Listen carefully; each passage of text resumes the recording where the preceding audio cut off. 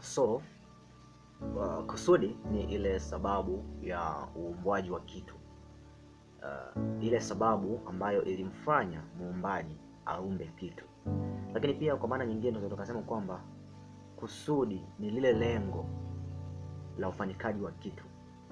Lakini pia kusudi ni mwisho wa kitu kitakavyotakiwa kuwa kabla hakijafanyika.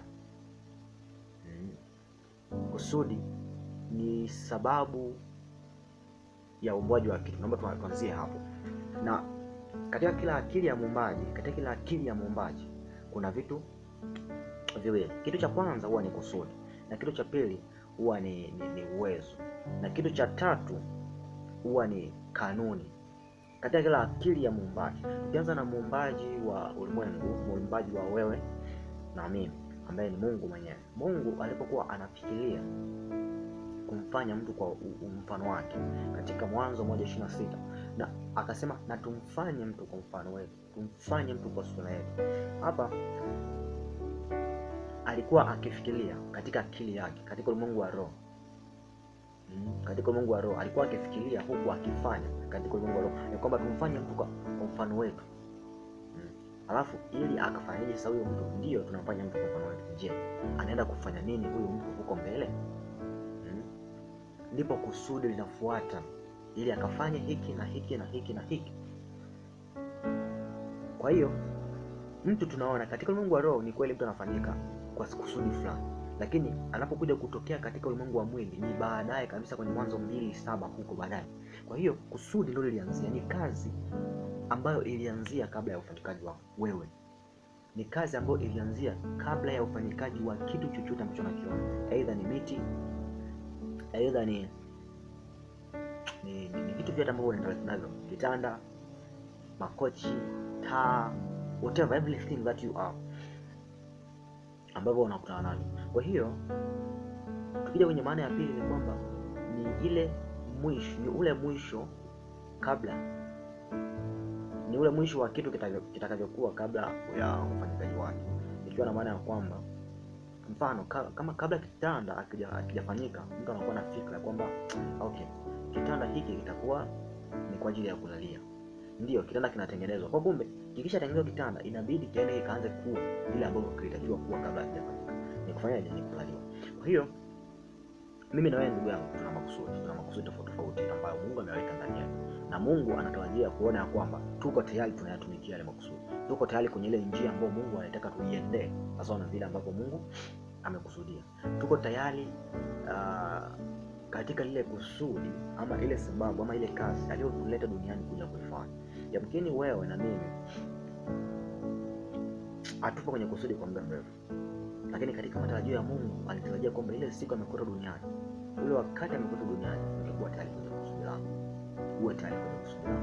Lakini kutokana na mifumo ya kidunia ilivyowepo, kutokana na maisha yetu, vipaumbele vyetu na vitu vingi, vinaathiri uwezo wetu wa sisi kukaa katika kusudi.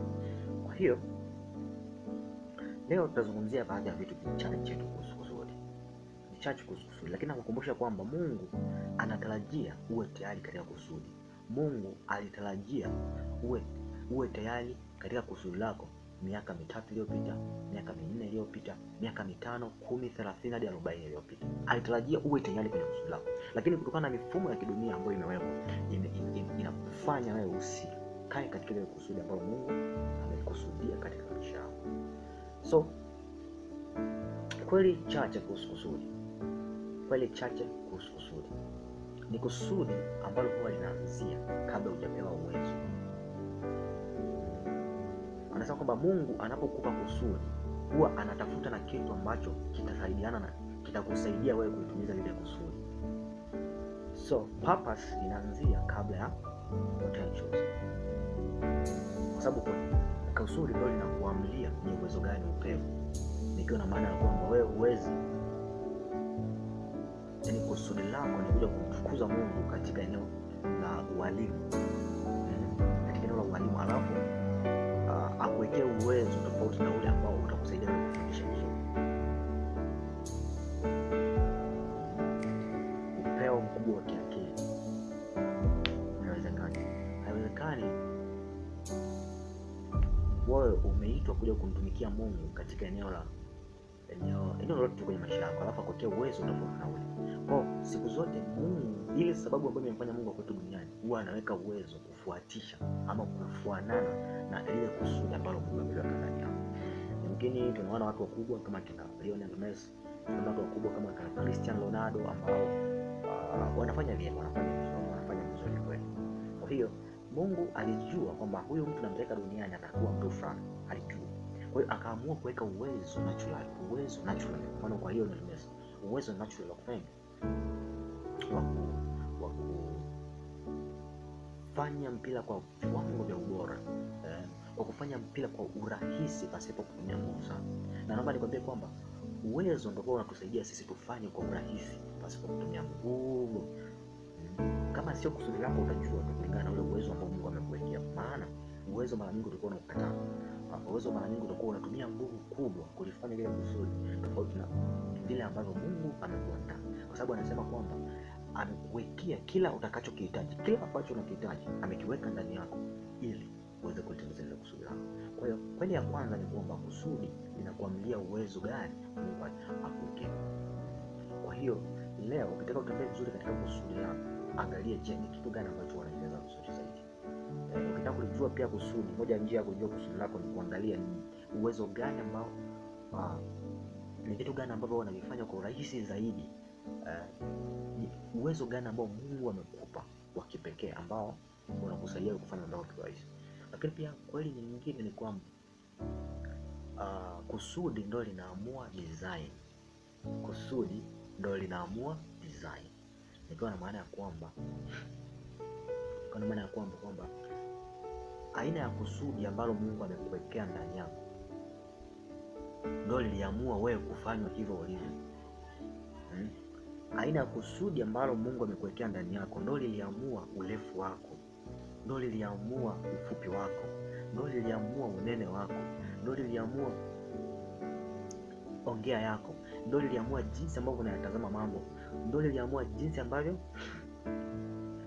wewe unafikiri kwa haraka na vitu kama hivyo. Kwa hiyo kusudi ndio lilikwambia design yako kusudi. Kwa hiyo ukisijidharau, hivyo ulivyo unatosha sana kutumikia kusudi la Mungu katika maisha yako. Hivyo ulivyo unatosha sana kutumikia kusudi la Mungu katika maisha yako. Lakini pia kweli nyingine ni kwamba kusudi linatangulia kabla ya uumbaji. Hiyo nafikiri tumezungumzia hapa kwa hiyo. Kwa hiyo kusudi linatangulia kabla ya uumbaji.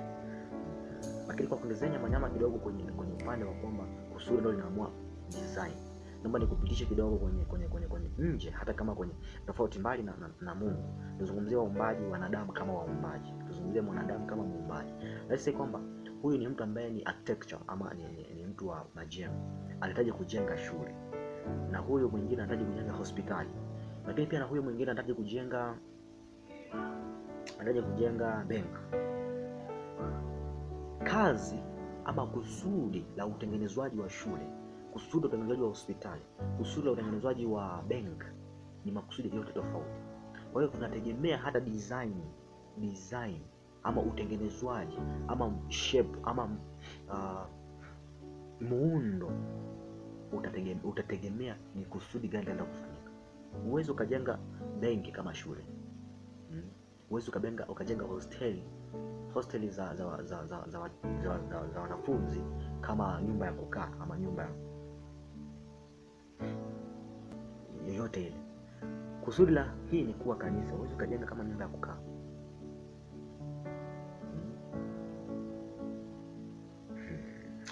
So kusudi linaamua design. Naomba leo uelewe hilo.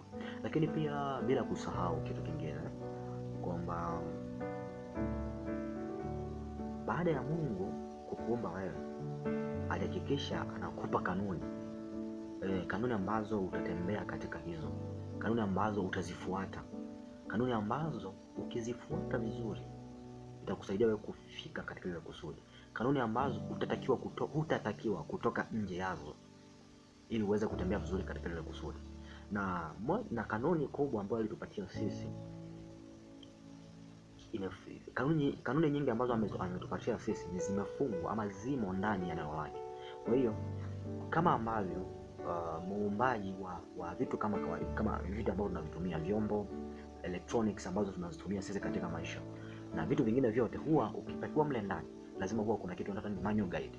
Manual guide ni kitu ambacho contain namna gani ulitengeneza kile kitu, lakini pia ulitumia vitu gani kutengeneza kile kitu, namna ya kukitumia, lakini pia kwenye namna ya kutumia, hapa ndipo tunasema ndo kuna kanuni za utumiaji wa hichi kitu. Utakuta kwa nini nakwambia kafana kwenye dawa nakwambia usiweke kwenye joto nini na vitu kama hivyo. Hiyo ni kanuni, maana ukiweka katika joto la kiwango fulani itaharibika. Lakini pia wanasema usimwagie maji, maana ukiweka katika maji itaharibika. Kwa mfano vifaa vya electronics ukiweka katika maji vitaharibika. Kwa hiyo ni kanuni ambazo huwa zinaambatana na electronics ama vifaa ambavyo tunatumia sisi katika siku ama kile kitu ambacho kimeumbwa. Hivyo hata Mungu alipotuumba sisi aliambatanisha na manual guide. Na manual guide ambayo naizungumzia hapa ni Biblia ama Bible ambayo tunaitumia sisi. Kwa hiyo ukitaka kujua wewe ni nani, ukitaka kujua ni kanuni gani ambazo unahitaji kuziendea ama kuziishi ili usitoke nje ya kusudi, usitoke nje ya ile njia ambayo Mungu anataka wewe upitie, ni lazima usome Bible, ni lazima usome Biblia ili uweze kujua je, ni kanuni gani ambazo Mungu amekuweka kwazo kuzifuata. Ni kanuni gani ambazo Mungu amekuweka uzifuate. Amen. Okay, nakushukuru sana kwa muda wako. Asante sana. Ikiwa kama subscribe, ikiwa ni mara yako kwanza kufika mahali hapa, tunaomba subscribe, like, share na comment. Lakini pia usisahau kuita hata ndugu jamaa na marafiki wakati mwingine atakapata nafasi ya kushare video yoyote ile.